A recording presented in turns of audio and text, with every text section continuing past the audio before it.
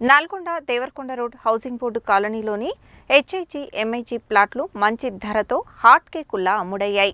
దీంతో హౌసింగ్ బోర్డుకు సుమారు 9 కోట్ల రూపాయల ఆదాయం లభించింది.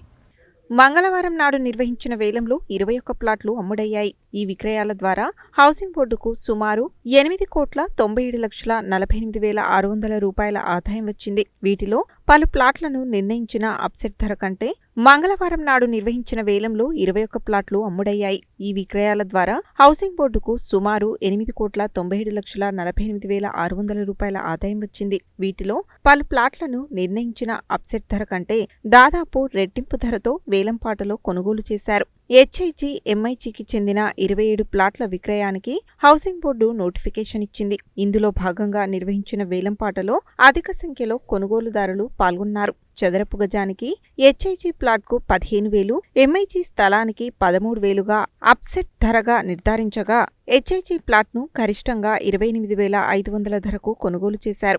మరో 2 హెచ్ఐజీ ప్లాట్లను కూడా నిర్దేశిత అప్సెట్ ధర కంటే అధికంగా 25,500కు, 24,000కు వేలంపాటలో కొనుగోలు చేశారు.